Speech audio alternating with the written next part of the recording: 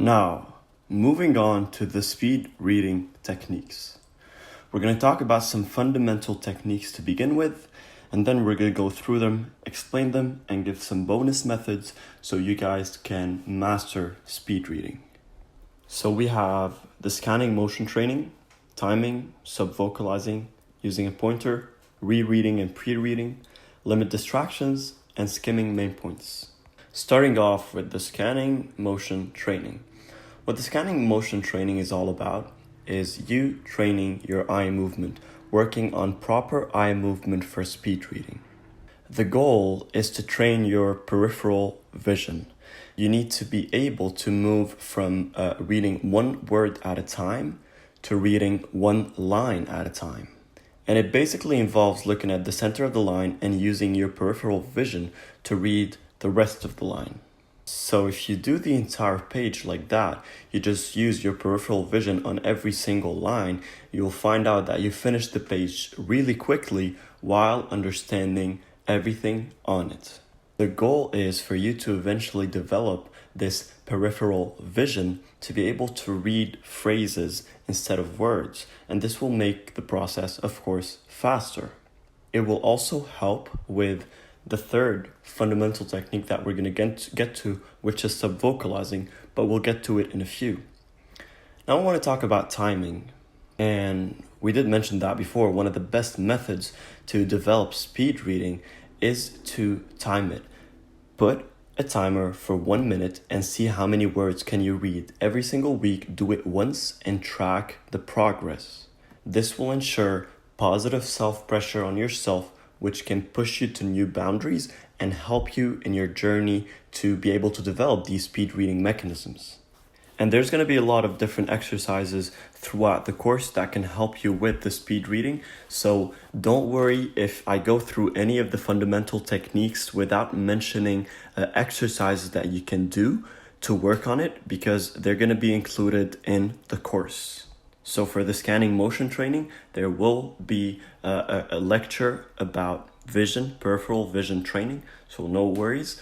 All the different points that we have, there are going to be practice examples for them for you to be able to master them properly. Some of them will not have exercising material. So for example, like timing, you don't need exercises. You just need to make sure that you're doing your timing right. Time it for 1 minute. How many words can you read, and keep repeating every single week. So for those that have exercises, they will be included. For those that don't have exercises, it will be enough to follow the instructions and the information that I'm giving while talking about it. Now we move to subvocalization. It is basically you repeating what you're reading inside. It's an inner monologue. You're talking to yourself. And this is extremely common among readers. You speak the words as you are reading them, whether you're speaking them out loud or you're speaking them inside your head. And this is one of the biggest obstacles when it comes to speed reading. Now, what's really interesting is that the average reading speed that a person has is almost the same as the talking speed. So if you can read 300 words per minute, you can probably just say 300 words per minute. And this is where one of the limitations would come in, and you'll be able to notice it really quickly. When you're reading, you will notice that you have a voice inside your head, most of the times, repeating what you're reading. And unless you're Eminem singing the verse in Rap God that is extremely fast, all the time, you will not be able to read in a speed that you desire, until you overcome the subvocalization and the inner monologue. How fast can you speak and make sense and comprehension out of what you're saying? And this is usually similar to your reading speed. Now, when your reading speed gets better, your talking speed doesn't get any better, because what we're doing is we're limiting the inner monologue, we're limiting the subvocalization, and we're focusing on reading without vocalizing. This is a habit that traces back to school, When teachers used to read texts or somebody used to read something and we would follow the text while they're reading it, this is what had the bad impact on it. This is what had this habit established in our minds. And now, whenever we want to read something, we think that it is essential to subvocalize, otherwise we can't really comprehend it. And what you basically need is something to block this inner voice in your head that is repeating every single thing you're reading. And the best way to do so, from my personal experience and from many different references, is using music. But not any type of music. You don't want to listen to heavy metal or R&B where there's a lot of rap lyrics. You need to listen to music, instrumental music. Binaural beats are also a suggestion. For those of you who don't know, binaural beats are like auditory brainstem responses that would originate in inside the brain's hemisphere. There are different auditory impulses that comes out of them. And when you listen to binaural beats or you listen to classical music, instrumentals that would keep your mind busy, that would keep your mind between the ears from thinking and analyzing and subvocalizing everything you're reading, you will be able to, of course to a certain extent, control the subvocalizing system, and then you'll find yourself reading faster and faster and faster. And once you know how to avoid subvocalizing, you'll not be reading every single word. You might read and subvocalize words that are new, words that are new to your vocabulary that you haven't heard about or read before. And this is normal, this is fair. Reading words that you see every single day, like and, but, more, normal, again, against, words that you're really familiar with, you'll be able to read them without subvocalizing. But you might encounter some words that are formed by a lot of different letters, or some words that are new to your vocabulary, and you might want to stop and subvocalize it to be able to comprehend it properly. When you do subvocalize it, and of course you need to understand it, you can add this to your vocabulary. One day you might use this word. And I'm not saying if you do this you'll memorize every single word, but you will be able to memorize and get some more out of your vocabulary. Moving on, there's also one of the fundamental techniques, which is using a pointer. When looking at a page that is white with words written in black, lines piled up one on top of the other, and a lot of the times you're going to have pages where there's not a lot of space, there's not a lot of different paragraphs. Sometimes you might have 2 or 3 paragraphs, one after the other, spread over 10, 15 pages. And it's very easy to lose where you're at. Whether you're using your peripheral vision and you're reading one line at a time, or you're not and you're moving your eyes, you have this eye movement that's going from the beginning of the phrase to the end of it and going down and up again. Sometimes you might not know where you are exactly, especially if there was something that caught your attention for 1 second, something that made you lose concentration for 1 second. It will slow you down.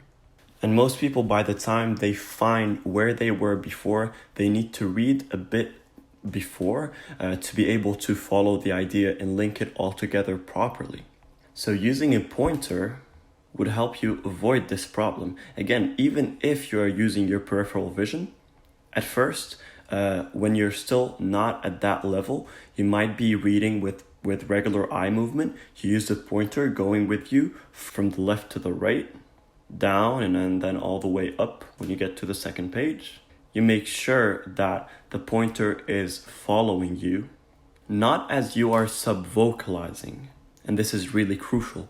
You don't want to use the pointer to subvocalize. It's not that once the pointer is at this word, I need to read this word. The pointer needs to just be something that is that has this swift pace of moving around while you're reading the words in your mind's eye without subvocalizing. And once you use the pointer and you have music, instrumental music that you're listening to, you'll be automatically helping yourself in avoiding subvocalizing. especially when you start moving the pointer at the speeds that your eyes can follow and not your brain. And when I say brain, I'm not talking about comprehension, I am talking about subvocalizing. Because the comprehension of the thoughts is coming from a different source. It's coming from these information emitting light, hitting your retina, and then the analysis is happening through your vision and not through your brain. The primary source of analysis that's taking place is going through the nervous system, through the retina, through your eyes, what you're reading. So when you move the pointer in a pace where you don't have the time to subvocalize, and adding to that the instrumental music or whatever you're listening to, you will be helping yourself. A lot of people, they don't feel comfortable listening to any kind of music while they are reading. And in that case, using a pointer can also help a lot when it comes to subvocalizing, because if the pen is moving, or of course any pointer you want, it doesn't have to be a pen. If the pointer is moving at such a speed that your mind cannot subvocalize what's going on and what's going right in front of the pointer, but your eyes can keep up, and therefore your mind, your analysis that's going on in your mind, your nervous system can take place, subvocalizing will be limited and it will be put aside until you face something that you're not familiar with or something that is complex and complicated. If you are using some study material, not just like a regular book, you're reading a math theory, for example, and then you get to the formula. You can probably read through the theory very easily because it's made up out of words that you are familiar with, but then you get to the formula and then you might notice that you are subvocalizing. E equals mc squared. Maybe when you read the explanation of the formula, you read it while using the speed reading mechanisms, but then you get to the formula and you start subvocalizing because E equals mc squared. Your mind is analyzing the formula. This simple formula has an entire text behind it. So don't freak out and don't start to sweat over subvocalizing some things, because sometimes it is essential and crucial. When the material is fresh, when the material is complex, subvocalizing can help a lot. So I would recommend that you do use the speed reading mechanisms and methods most of the times, but when you have something complex like physics or math, you don't want to speed read. You need to know what you're doing. Speed reading would help you avoid details in books that are unnecessary. If you're reading a book about finance, or you're reading a book about personal development. But if you're going through physical theories and math formulas and equations that needs a lot of thinking and a lot of mental and cognitive energy, it's better to avoid or limit the speed reading mechanism. Now, a lot of people, when they do use the pointer method, they can't help it but read every word they are pointing at. It might even get to a point where they are subvocalizing and reading at a very, very high speed that they're not actually subvocalizing, they're barely subvocalizing the words. And the reason why this is happening is because they are used to it. It's a habit. Ever since we were kids, teachers in school would point out at a word and we would say it, we would pronounce it. They would point out at something they want to read, or they would point out at something they want us to read. When they write something, when they write a long paragraph or a phrase on the board, they would usually follow it through with a pointer while they're reading it, or point at it with their hand and point at it while they're reading it, basically. And through neuroplasticity, what became wired in our brain is when we're pointing at a word, when we're pointing at stuff, we're reading. We're not just reading in our mind's eye, we're subvocalizing. Most kids are not aware of this at their young age, of course, but when a teacher writes a phrase on the board and they're pointing at it and they're reading it while they are pointing at it, even though the students are not reading it with him or her, you are subvocalizing it with him or her. And it becomes a habit. And when it does become a habit, through neuroplasticity, it's going to become something that you can't easily avoid. And the last thing that using a pointer can help you with is what's coming next, is to avoid rereading and ensure pre-reading. A lot of people have this habit of rereading phrases, even paragraphs, because they thought that they didn't really understand it well, or they got distracted for a couple seconds and then they just need to figure out the link again. But people reread a lot. There aren't any stable and fixed statistics about it, but most people, the majority of people, would admit to rereading at least once every time they're trying to read a book. And this especially happens to people who are reading on a regular basis. People who read every now and then have this tendency, have this difference actually. When you read every single day, the purpose is to get more information in. You want to learn faster, you want to read faster. And because it's a habit, sometimes it kind of becomes automatic and you just lose focus for a second. And that's when you need to go back to concentration. In fact, subvocalizing is very much installed in a proper way in our system, that even if you're not comprehending or focusing or concentrating on anything, you sometimes find yourself while reading thinking about something entirely different. But you notice that you just read 5 lines, 5 phrases, and you have no idea what they talk about. But you are aware that you read them. You are aware that you subvocalized them. Don't try to do it consciously. You cannot do it consciously. When we're talking on a conscious level, we can only do one thing at a time. We can only focus on one thing at a time. If I asked you right now to think about an orange, and while thinking about the orange, keeping the orange in mind, thinking also about something completely different, it is biologically impossible. The human brain can focus on one thing at a time. And I'm not talking about multitasking. I'm talking more in a sense that if I ask you to close your eyes and focus on your breathing, and at the same time you're focusing on your breathing, I want you to pinch yourself in the leg and feel the pain. Be conscious of the pain and be conscious of the breathing at the same time. You will not be able to do it. So how come people are able to think about something else completely different and be conscious and deeply thinking about something while they are running through the paragraphs, running through the lines and the words and the book and subvocalizing everything they're reading? Well, it's because of neuroplasticity, of course. Subvocalizing became a habit that is installed and wired in your brain. And every time you read, subvocalizing would happen automatically. And when a behavior transforms into an automatic behavior, which means a habit, you will see when we get to the section that where we're talking about habits, that it becomes automatic in a sense that your brain would stop working. You're not conscious about how you're driving anymore. After 2 years of driving, you just do it. You don't think about it. It becomes natural. It becomes subconscious. You're not conscious about it anymore. It's automatic. And that's exactly what's happening with subvocalizing. It is happening on a subconscious level. That's why consciously, you don't remember any of the information. You don't recall or memorize any of the information. You have no idea what it's about.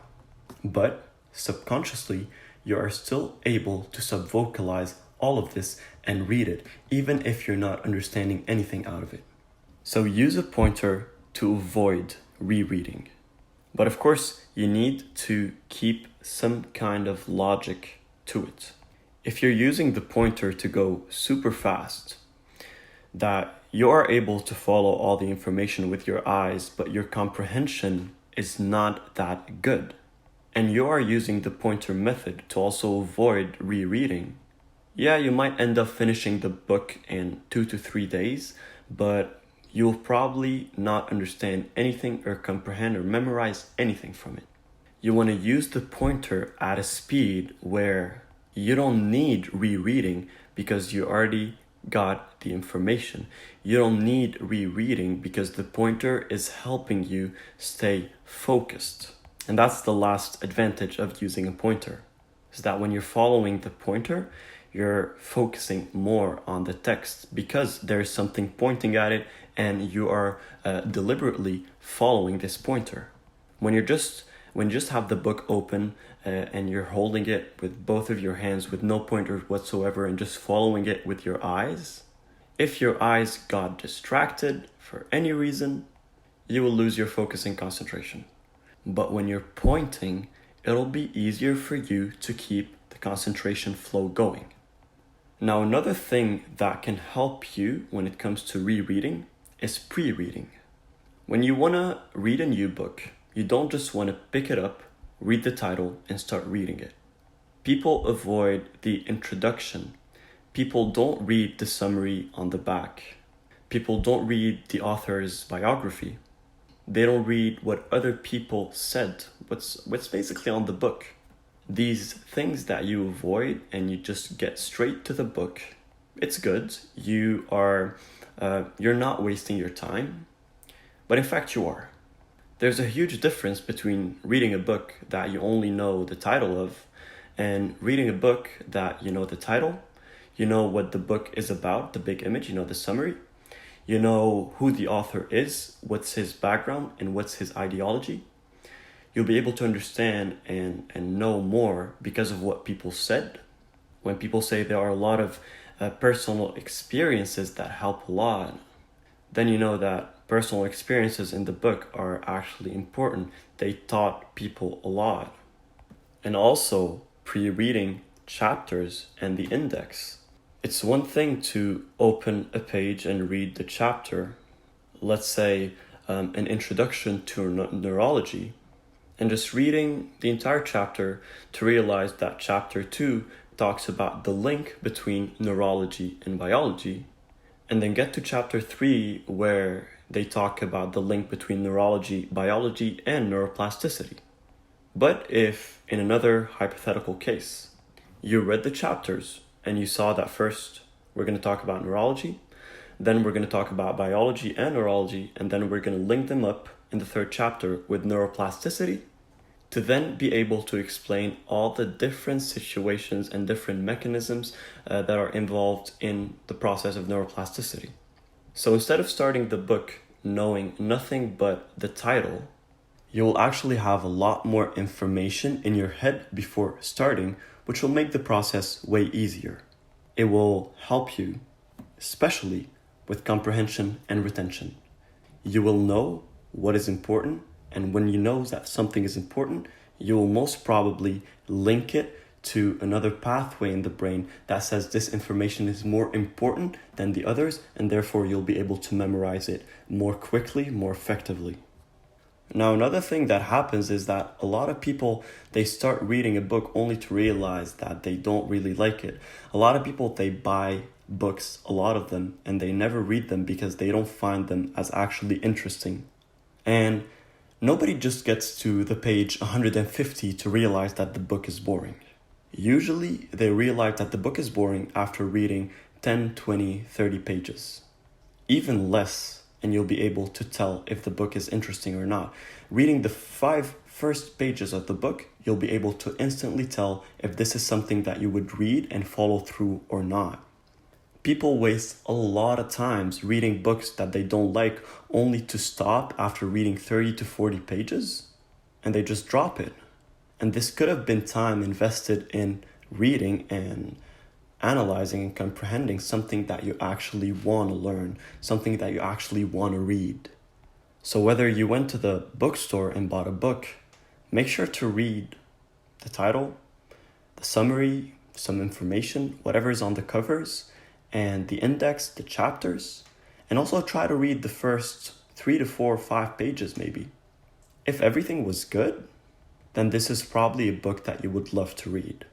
Otherwise, if you read the summary and you're like, this is not really what I was expecting out of the book, or you read the first 4 pages and you're like, wow, this is really boring. The guy's way in writing is just not me. I can't read it. I find it boring. I find it unpleasant. Even though this is not a speed reading technique, this is something that would help you in the reading process. When you avoid wasting time, you are gaining time, and therefore you are speed reading. And I'll give a really quick example about a book related to neuroplasticity. The book is called The Brain That Changes Itself. Now, let's say you are somebody who knew nothing about neuroplasticity, you never heard about it before, and you read the title, The Brain That Changes Itself. You will think about a lot of different things. You can never be sure what this book is actually about, and most of the times, titles on books are made to sell and not to actually give you the information and give you the purpose behind the book. The 4-Hour Work Week, for example, the title, 4-Hour Work Week, is not just to explain that in the book the author will teach you how to and what mechanisms and processes and systems to use to save up a lot of times in the week, but to also get your attention to actually buy the book because you're doing the work of the week in 4 hours. Now, is it 100% accurate? No, it's not. It's not accurate. Of course it's not. It depends on each and every person, but the title is there to sell. So The Brain That Changes Itself. Okay. Then you read more. New York Times bestseller Norman Doidge, MD, as featured on PBS The Brain's Fitness program. Now you know that the author has a lot of credibility, which will give you more confidence in the author and his information. And then you read Stories of Personal Triumph from the Frontiers of Brain Science. Now you know that the author is going to put a lot of personal experiences and mix them up to make you understand brain science. And you now understand that The Brain That Changes Itself will talk about these personal experiences and the brain science to change the brain. And then there's a comment by the New York Times. The power of positive thinking finally gains scientific credibility. Mind-bending, miracle-making, reality-busting stuff straddles the gap between science and self-help. Now you also understand that one of the main things that the book is going to focus on is positive thinking backed up by science. You carry on to read the back of the book. And for those of you who are wondering where I'm reading this, I have the book myself, and you can also find it online and read what I'm reading. This is one of the books that I first read that opened my eyes on the concept of neuroplasticity, but I read a lot more books because this was not enough to make this course. This course is actually a mix of a lot of different books, articles, blogs, videos, lectures, and even courses that I took at school. But this book itself is The Brain That Changes Itself, is one of the most fascinating I've read. But moving on the back cover, Oliver Sacks wrote, "Fascinating. Doidge's book is a remarkable and hopeful portrait of the endless adaptability of the human brain." And then the text on the cover, "The discovery that our thoughts can change the structure and function of our brains even into old age is the most important breakthrough in neuroscience in 4 centuries. In this revolutionary look at the brain, best-selling author, psychiatrist, and psychoanalyst Norman Doidge, MD, introduces both the brilliant scientists championed this new science of neuroplasticity and the astonishing progress of the people whose lives they've transformed. Introducing principles we can all use, as well as a reviving collection of case histories. Stroke patients cured a woman with half a brain that had rewired itself to work as a whole. Learning and emotional disorder overcome, IQs raised, and aging brains rejuvenated. That brain that changed itself has implications for all human beings, not to mention human culture, human learning, and human history." This was said by the New York Times. And then the Washington Post said, "Readers will want to read entire sections aloud and pass the book on to someone who can benefit from it. Links scientific experimentations with personal triumph in a way that inspires." The Chicago Tribune said, "Lucid and absolutely fascinating. Doidge explained with clarity, grace, and vividness. It satisfies in equal measure the mind and the heart." And lastly, "Phantoms in the Brain, Probing the Mysteries of Human Mind," the author of the book said, "Superb, brilliant, I devoured it." So if you pause for a second and we reflect the difference between just reading the title, the brain that changes itself, and not understanding anything, and then reading and understanding that the book is about personal experience mixed with brain science that can explain how our brain's physical and chemical structure can change through the power of our thoughts, and that we will see principles, we will see past experiences and examples, and scientifically based and proven methods and principles and examples that can help us change the brain itself, whether it's a physical or chemical structure, and adapt a lot of different things, including positive thinking that was mentioned on the cover. So now we know that it is a self-help book with some scientific explanations and experimentations into it. And by the way, even if you're getting the books online, if you're saying I can't go to the bookstore and buy a book because I want to buy it online, first off, the front and the back cover are usually included when you want to buy the book online. And more than that, websites like Amazon, for example, can give you a look inside the book. On Amazon, you can actually read through the book. You can read some pages, the first few pages or the last pages, and you can make sure that this is the right book for you and this is something that you would want to read. And now, moving on to the next fundamental technique, limiting distractions. There's nothing that can help you with speed reading as much as limiting distractions. One of the main things that would waste our time the most while we're speed reading and make us slow is distractions. And one of the main sources of distractions that we have is our cell phones, smartphones. The majority of people would get distracted by their smartphones while they are reading, whether your notifications are on or not. When you're reading with your eyes and you have your phone on your right or on your left and you have the book in your hand, as soon as you get a notification and your phone flashes, your eye will switch from the book to the phone.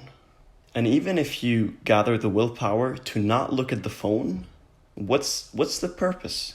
If you're not going to look at the phone, why put the temptation right next to you, where it will be used to drain your willpower and limit your levels of concentration and focus?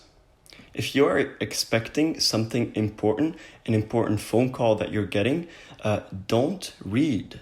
Because if it's that important that you have to keep your phone next to you, every single time you get a notification on your phone, you are gonna look at your phone to know if it's that thing you're waiting for or not.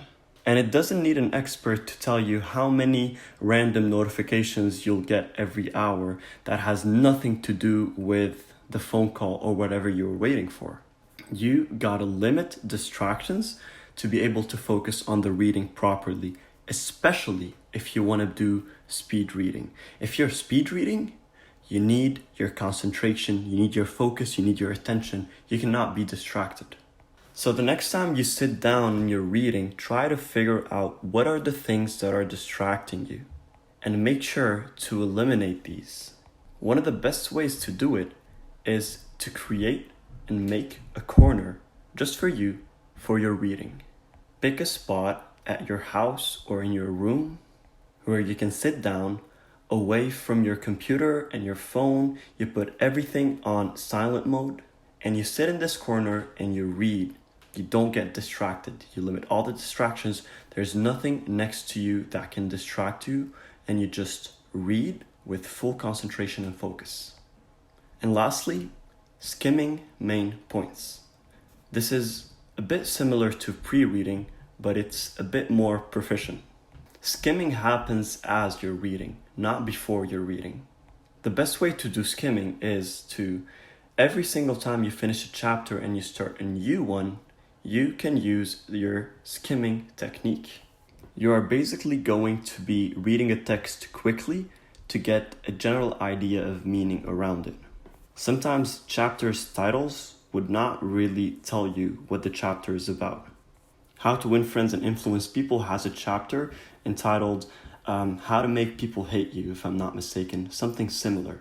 Well, you understand that the chapter is talking about some things that if you do, it will make people hate you, but you don't really understand what's going on. And if you do skimming, you'll be able to understand a bit more what the chapter is about, which will eventually ensure more comprehension and retention when you are speed reading.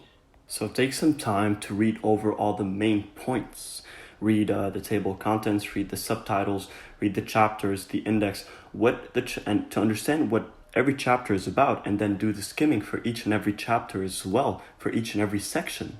Skimming should not take more than 2, 3 to 5 minutes, depending on how big the chapter is. It is not a long process, it's a short and easy process.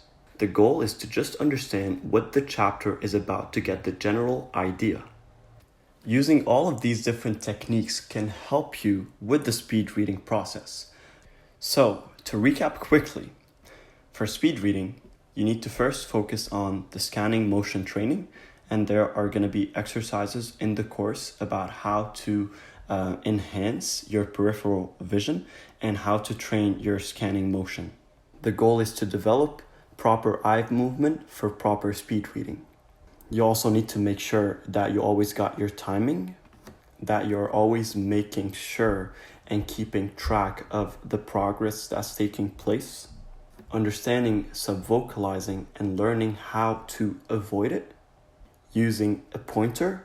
A pointer, as we said, can be a stick, can be a pen, or it can be, for example, a card.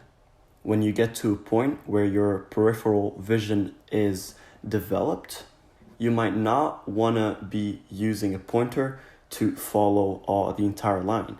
You might just be using a card and just going down, down, down, down, down, down, and then up on the next page. You're pointing at phrases, entire phrases, instead of groups of words. And to get to a point where you overcome subvocalizing and you can actually use your peripheral vision to read the entire phrase, using a card as a pointer can be really helpful because it's going to enhance the motor and sensory output system and ensure, of course, that the neuroplasticity is working effectively because you are using the total immersion method that we talked about in the learning strategies. You are blocking the possibility of subvocalizing, whether it's by using this method or by using all the other methods that we talked about, using a pointer and following the phrase, using music, and all the other techniques that we talked about. These are basically there to block subvocalizing. Also, rereading and how we should avoid it, pre-reading and how it's encouraged, how to limit the distractions and just avoid everything that can let you lose your focus, your attention, and your concentration, and finally, ensure proper skimming. After finishing the lecture, you might go and try reading, and you're going to realize that the fundamental methods are not as easy as you think they are. Even if you're using the methods to avoid subvocalizing, you will find yourself every now and then subvocalizing even on non-complex phrases and words and paragraphs and sections because you need time.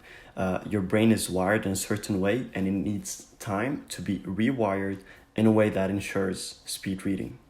So don't get frustrated and keep in mind that neuroplasticity is all about repetition. Neurons that fire together wire together, and the more you use them, the better the link between the neurons and the better the neural structure. And as this lecture is coming to an end, there are 2 bonus methods that I, from personal experience, will include in this course. These are methods that I found them to be very, very effective, especially when you're first starting off for the first technique, and for the use in school and when it comes to learning for the second technique. The first one is the audio-visual complementary assistive reading. Most of the books have audiobooks. And if you don't want to pay and buy the audiobook, because sometimes it's expensive to buy both the book and the audiobook, It's usually available online, whether on YouTube or on other websites, a lot of online resources. Most of the times you can find the book in an audio form. So the way this helps is you put your headphones and you put the audiobook, but double the speed. So you are blocking all the sub-vocalizing because you are hearing what the person is saying, but you are reading with your eyes at the same time. This will not only help you to avoid sub-vocalizing in the long run, but this can ensure very high levels of comprehension and retention because more senses are involved in the process. And the bonus part is that it's faster. You are increasing your comprehension, you are increasing your retention, and in the same time, you are increasing your speed in the reading process. So try to put the audiobook on double the speed, keep the pointer with you, and move along as the person is speaking. Move along and read with your eyes without sub-vocalizing. And the last method is the mind mapping speed reading technique. Later on in this course, you will understand the concept of mind mapping properly and how it works and how to apply it. We talked about it before and you're going to see a lot more about it later. But just to understand the basics of it, mind mapping usually starts with a core idea, and then you have branches, which are details, and then sub-branches, which are details of the details. You can use mind mapping for speed reading to ensure comprehension in school.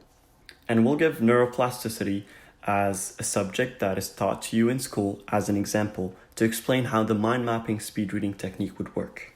Starting with the core, it's the main idea, which is neuroplasticity. So you write that in the middle, and as I said, you're going to learn more about how to do it effectively later on the course. And once you do learn it, go back to this lecture and hear this lecture again, and you'll understand the mind mapping process better. After circling the main idea, which is neuroplasticity, you start branching. So as you're learning, you realize that neuroplasticity has an impact and an effect on different things. And this is where you start branching out the details. Neuroplasticity is in the middle, and then you have all the lines going up and other circles for sub-ideas, detailed ideas concerning the main idea. And you can add learning, you can add emotions, you can add experience, you can add memories. All the things that are involved in the process of neuroplasticity, what neuroplasticity would affect or would work on. Neurology can be one, neurostructures can be one, trauma, phobias can be one, psychology can be one. So now you have the main idea in the middle, which is neuroplasticity, and you have the sub-ideas around it. And now you do the same process for the sub-ideas. So now every sub-idea is a main idea, and you need sub-ideas for this sub-main idea. So for emotions, you will have positive emotions, negative emotions, control emotions, effect of emotions. For memories, you might have erase memory, you might have overcome memory, change memory. For learning, you might have the different systems, total immersion, linking and connecting, teach it, chunking technique.